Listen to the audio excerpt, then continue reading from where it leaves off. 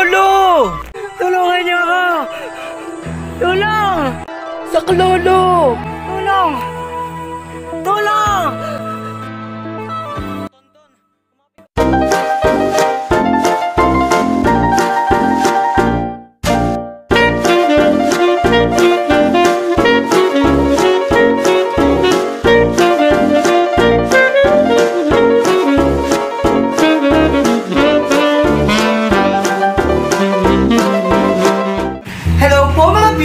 ng Jackon Nicolas Dayo YouTube channel. Narito na naman po kami ng inaanak kong si Ace Para magandog sa inyo ng isa na namang Kwentong Comics Vlog. At ang title po ng ating tampok na kwento ngayon ay Tropa. Tropa? Mukhang tungkol sa barkada ang kwento natin ngayon na. Sinabi mo pa. O siya, panoorin na natin ang kwento. Okay, Nina. Minsan, sa kabundukan ng Paete, Laguna. At last! We're here! Wow! Ang ganda nga dito! Namasyal doon si Tita Louie kasama ang kanyang tatlong pamangkin. O diba? Perfect ang location na to para gawin ang project nyo sa arts. Na mag-drawing ng magagandang tanawin. Pero bago nyo gawin yon, baka gusto nyo muna magpahinga or mag-selfie-selfie all around. Oo nga, Tonton Rena, mag-selfie muna tayo. Oo nga, Bimbo, let's go!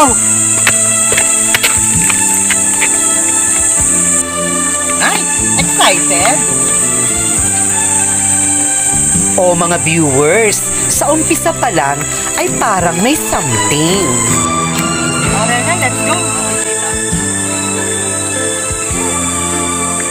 At kung ano man ang something na iyon, mga viewers, ay mamaya natin malalaman, okay?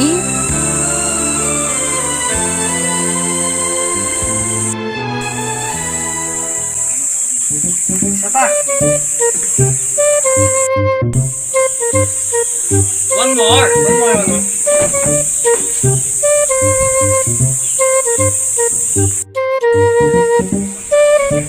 Naman tayo? Sige.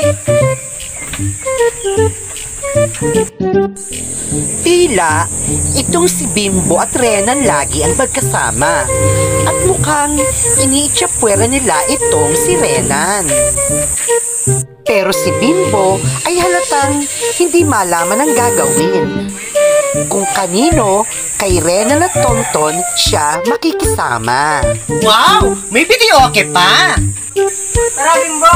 Selfie tayo sa taas! Tara! Bimbo, bilisan mo! Laging excited? At ang bagay na iyon ay nahahalata na ng kanilang Tita Louie. O, Renan, napapansin ko, lagi kayo ito naiiwan ng dalawa. Di ba tropa kayong tatlo? Kayo ang binansagang tropang trumpo ng school nyo, di ba? Chika, siguro po, super excited lang sila. Kaya naiiwan nila ako. Tsaka, pagod pa po ako eh. Gusto ko po muna magpahinga. We, hindi nga. Kanina ko pa napapansin, habang paon tayo dito, na hindi kayo nagpapansin ni Tonton. May something kayong dalawa nga. Wala po, tita. Wala po. We, di nga. Bakit parang seryoso ka? Bakit parang galit ka? Hindi po, tita. Wala po talaga. Okay lang po kami ni Tonton. Sure ka? Opo, tita Louie. Ngumiti ka muna. Opo, tita. Kulit na talaga. Good! That's my pamangkin. Oh, enjoy lang ha. See you around! O mga viewers, heto na nga kung bakit. Tonton, magbati na kayong dalawa ni Renan. Ako nahihirapan sa inyong dalawa eh. Hindi ko malaman kung sino sasamahan ko sa inyong dalawa. Hayaan mo siya. Patampo-tampo pa siya. Ang babaw niya. Hindi ko lang pinahiram ng gadget. Nagtampo na agad. Hindi na ako pinansin. Eh kasi naman Tonton, masira gadget ni Renan. Kaya humiram siya sa'yo. Magre-research siya sa homework niya. Nag-games ka lang naman. Hindi mo ba pinahiram? Eh di sana, naghintay siya. Apurado kasi siya eh. At saka, kanino ka ba kampi? Sa akin o sa kanya? Wala akong pinakangmel sa inyong dalawa. Pantay lang pagtingin ko sa inyo. Pareho kayong pinsan. Gusto ko lang magkaayos na kayo. Basta, hindi ako makikipagbati sa kanya. Kung gusto niya, siya ang unang bumati sa akin. Ay nako, diyan ka na nga. Kakausapin ko pa si Renan. Hindi ako titigil ng pamumulit sa inyo hanggat di kayo nagkakabati. Bahala ka!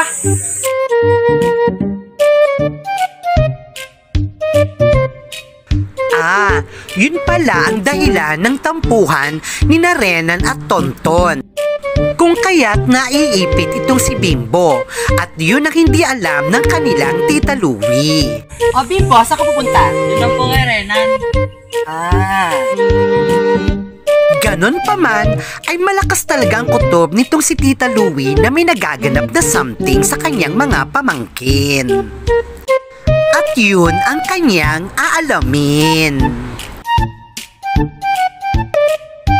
Insan! Nandiyan ka pala! Oh, Bimbo, bakit? Renan, pagbati ka na kay Tonton. Huwag ka na magtampo sa kanya. Mukha naman ayaw din niya makipagbati sa akin eh. Tsaka hindi ko pa nalilimutan ang ginawa niyang pagdaramot sa akin. Inuna pa niya ang games niya, kaya sa pahiramin ako ng gadget. Hindi ako nakapag-research, muntik na akong bumagsak sa subject ko. Basta magbati na kayo. Wala namang mangyayari sa pagtatampo mo eh.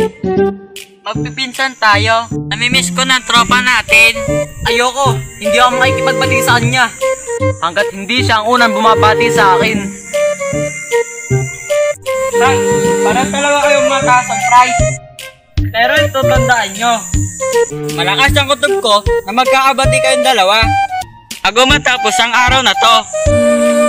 Asa ka pa? Diyan ka na nga. Lungkot na lungkot itong si Bimbo dahil sa inasal ng kanyang mga pinsan. Habang ito namang si Tonton ay halata ring nag-iisip tungkol sa kanilang tampuhan ng kanyang pinsang si Renan. At lalong nagduda ang kanilang Tita Louie sa inaasal na iyon ng kanyang mga pamangkin. Kung kaya't naisipan niyang mangulit.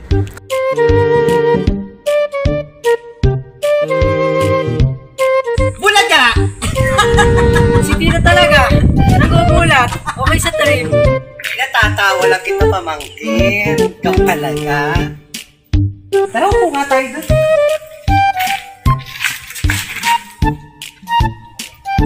Napansin ko kasi na nakasimangot ka. Okay ka lang pamangkin? Opo, Tita Louie. Okay lang po ako. Sigurado ka? Opo, Tita. Sure na sure ka? Okay ka lang? Ay, si Tita. Ang kulit. Okay lang po ako. At dahil ayaw umamin, ay lalong umiral ang kakulitan nitong si Tita Louie. Kung talagang okay ka, smile ka muna. Smile. Smile. Okay po, Tita. Okay, that's my pamangkin. O siya, enjoy the day. Don't worry, be happy. Lumipas pa ang mga oras hanggang sa... O mga boys, simulan nyo na ang pagdodrawing nyo. Pumili kayo ng pinakamagandang tanawin na idodrawing nyo. Okay ba, Tonton, Renan, Bimbo? Maghiwa-hiwalay kayo ng pwesto para makapag-concentrate kayo sa pagdodrawing nyo, okay? Yes po, Tita. Okay po, Tita Louie. Okay po, Tita.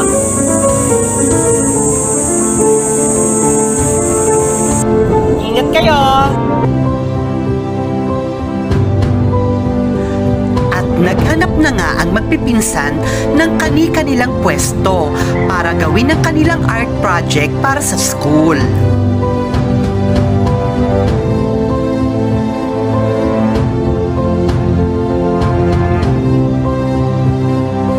Hindi man nila aminin, pero halata sa mga mukha nila na meron silang pinagdaraanan habang ginagawa ang kanilang project para sa school.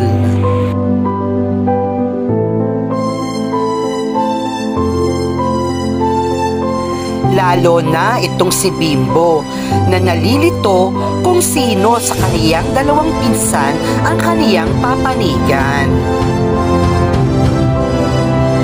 Ganon pa man ay pinagbuti pa rin niya ang pagdodrawing para sa kanyang napiling tanawin para sa kanilang project.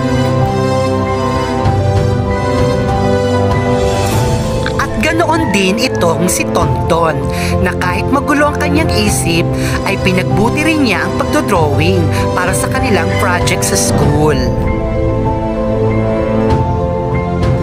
Ang hindi niya alam ay isang trahedya ang magaganap sa kanya. Daan upang magkabati sila ulit ng kanyang pinsang si Renan. Ay! Wala! Saklolo! Tulungan niyo ako! Tulong! Saklolo! Tulong! Tulong! Tonton, kumapit ka na mabuti. Renan! Kumapit ka na mabuti.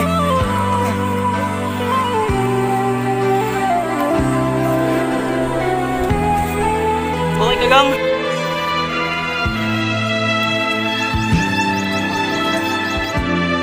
Salamat, Renan, ha? Okay lang yun, insan. Wala yun. At doon naramdaman ng dalawa na mahal nila talaga ang isa't isa. At hindi nila dapat pairali ng galit at tampuhan nang dahil lamang sa maliliit na bagay na pwede namang pag-usapan ng maayos.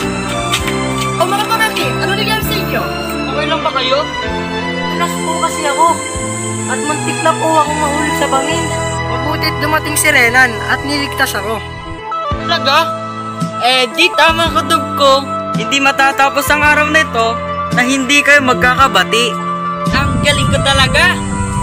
Sabi ko na nga ba may something kayong dalawa. May tampu-tampuhan pa kayong nalalaman. O siya, tama na yung tampu-tampuhan na yan. Ang importante, bati na kayong dalawa. Pangit sa magpipinsan ang nagtatampuhan at nagtataniman ng sama ng loob. At kapag nagkaroon kayo ng hindi pagkakaunawaan, huwag niyong hayaang matapos ang araw na hindi kayo nagkakaayos.